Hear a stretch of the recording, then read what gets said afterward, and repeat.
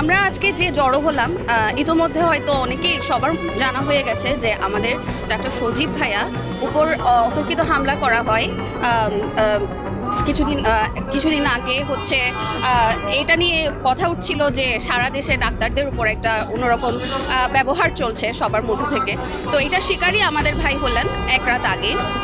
তো ওই রাতে 11:30টায় তাকে হচ্ছে তিনি সিসিউতে তার পেশেন্টকে সেবা দিচ্ছিলেন। পেশেন্টের সিচুয়েশনটা বলি, পেশেন্ট হচ্ছে তার হার্ট 35% ওয়ার্ক করছে বলা যায়, তার ইজেকশন ফ্র্যাকশন 35%, তার হচ্ছে আইসিএম অর্থাৎ cardiomyopathy with left ventricular failure, তার হচ্ছে 2বার রিং করানো হয়েছে, স্টেন্ট করা হয়েছে। তো তাকে হচ্ছে তখন তার কার্ডিয়াক অ্যারেস্ট আসছে। তো তখন তাকে জরুরি যা সেবা দেওয়া দরকার তা ভাইয়া শুরু করে দিয়েছেন, কিন্তু দুঃখের বিষয় তার পাশে কোনো অ্যাটেন্ডি ছিল না। ওই টাইম থেকে না, তারও 10 মিনিট আগে থেকে তার পাশে কোনো অ্যাটেন্ডি ছিল না। তারা কি করছিল বা কোথায় ছিল, এরকম একটা ক্রিটিক্যাল পেশেন্টকে করোনারি ইউনিটে ফেলে কোথায় গিয়েছিল জানি না। তো এরপর হচ্ছে যখন ডিসি শকের ব্যাপারটা আসে, এটার জন্য ভাই একটা পারমিশন নেন আগে। তো এই পারমিশনের জন্য কল দেওয়া হচ্ছিল তাদের স্বজনদেরকে, কিন্তু তাদের কাউকে পাওয়া যাচ্ছে না। 10-20 মিনিট পর বা আরও বেশি তারা আসে। তো তখন তো সময়টা পার হয়ে গেছে। যারা কার্ডিয়াক অ্যারেস্টের পেশেন্ট ওদেরকে ডিল করার জন্য ইভেন গোল্ডেন 1 মিনিটও একটা ব্যাপার আছে। তো তারা ওই মুহূর্তে পেশেন্ট তো ডিটারিওরেট করে গেছে, পেশেন্ট হি ডাইড। তো ভাইয়া যখন বসে আছেন, তো তাকে হচ্ছে এসে চার্জ করা হয় যে আমার বাবার কি হলো, মরে গেছে কেন।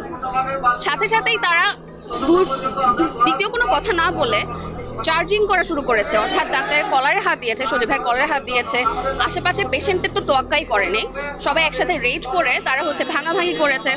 এবং তাদের স্বয়ং বাবা মারা গেছে, তারা বাবার লাশটাকে রেখে ডাক্তারের উপর কনসেন্ট্রেট করেছে তাকে মারার জন্য। তাকে নিয়ে শুধু তারা সিসিওর সামনেই মারেনি, বরং 4 তলা থেকে নিয়ে তাকে নিচতলা পর্যন্ত মেরে নিয়ে যাওয়া হয়েছে। এবং তাকে হচ্ছে নিজ ইমার্জেন্সির সামনে এমন মারধর করা হয়েছে, ভাইয়ার এমন অবস্থা যে তার হ্যামাটোমা হয়ে গেছে, টেম্পোরাল লোব হ্যামাটোমা হয়েছে, আর তার হচ্ছে কন্ডাক্টিভ ডেফনেস হয়ে গেছে। এখন দেখেন একটা পেশেন্টকে, একটা ক্রিটিক্যাল পেশেন্টকে বেচারা ট্রিট করছিল, কিছু ইমার্জেন্সি মেজার দিচ্ছিল।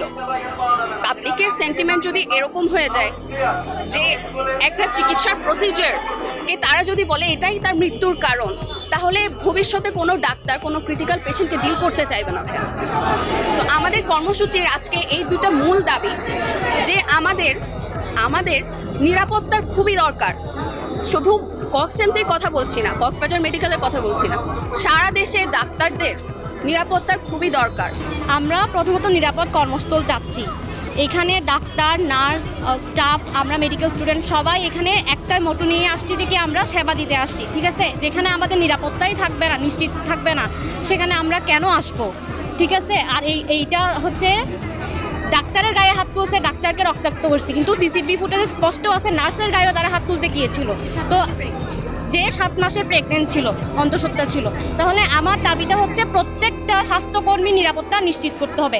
আরেকটা জিনিস, ঢাকা মেডিকেল কলেজে হামলা হয়েছে, বাংলাদেশের অনেক মেডিকেল কলেজে হামলা হয়েছে এবং এই ঘটনা অহরহ হয়ে যাচ্ছে। এটা দশকের পর দশক ডাক্তারদের গায়ে হাত উঠতেছে। আমরা স্থায়ী সমাধান চাই। আজকে মূলত আমাদের যে আন্দোলনটার মূল একটাই, সেটা হচ্ছে আমরা আমাদের নিরাপত্তা চাই। চিন্তা করেন যে কি একটা সময় চলে এসেছে, ডাক্তাররা নিরাপত্তা চাচ্ছে, ডাক্তারদেরকে তাদের প্রাণের নিরাপত্তা চাইতে হচ্ছে। তো এটা আসলে খুবই দুঃখজনক একটা ব্যাপার। এই যে একটা হাসপাতালের প্রাণ কারা? ডাক্তাররা, নার্সরা, বা যত মেডিকেল অ্যাসোসিয়েশন অফ ডক্টররা আছে তারা, সব মেডিকেল অফিসাররা। সেই মেডিকেল অফিসারদের প্রাণের উপরে যদি আপনারা হুমকি আনেন, তাহলে বলেন সেবাটা কোথায় দিবে? আমার প্রশ্ন মানুষের কাছে, আপনারা কি জানেন এই যে সঠিক ট্রিটমেন্ট প্রসিডিউরটা কি, ডাক্তাররা কি করছে? এই জিনিসটা নিয়ে পড়ালেখা আমরা করছি, আমাদের টিচাররা করছে, তাই না? এতই যদি সহজ হতো এই কাজটা, তাহলে তো আমাদের টিচারদেরকে এখন এত ডিগ্রি নেওয়া লাগতো না। তারা এত কষ্ট করে এত কিছুর বিনিময়ে দিনরাত 24 ঘন্টা এক করে কাজ করছে, তার বিনিময়টা কি কিছুদিন পর ডাক্তারদের গায়ে হাত তোলা? পর্যন্ত আমি আমার পরিচালক প্রশাসনকে বলেছি, বিভাগীয় পরিচালক স্বাস্থ্যকে বলেছি, স্যার আমরা কিন্তু আমাদের আন্দোলনকারী যারা দুনিয়ার ডাক্তার, মেডিকেল অফিসার, সবার ডাক্তার কিন্তু আমরা একমত। আমি নিজে একজন চিকিৎসক, মানে আমার যিনি মার খেয়েছেন ঠিকভাবে আমিও কিন্তু মার খেতে পারতাম ওই দিন, আমি যে থাকতাম স্টেশনে, তাই তো? এই জন্য আমার নিরাপত্তাকে দিতে হবে। নিরাপত্তাহীন কর্মপরিবেশে আমরা কোনো কাজ করবো না। এটা কখনো হতে পারে না। আমরা কিসের জন্য যুদ্ধ করছি?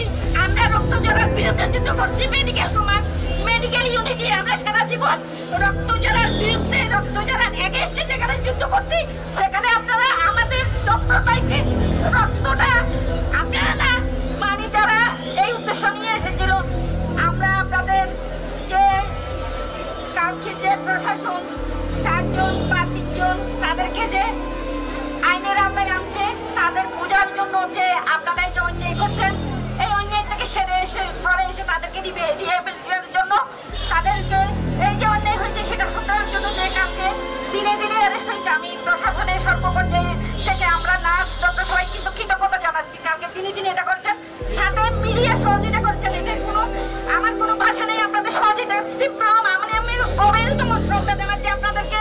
আমরা চাই আমাদের রোগীগুলোর সঠিক চিকিৎসা পান, পাশাপাশি আমাদের যে চিকিৎসকদের নিরাপত্তা সেটা থাকুক। কারণ আমরা যে কর্মস্থলে কাজ করছি সেই কর্মস্থল আমাদের প্রিয় কর্মস্থল। আমরা চাই আমাদের কর্মস্থলে আমাদের পরিপূর্ণ নিশ্চয়তা এবং পরিপূর্ণ নিরাপত্তা।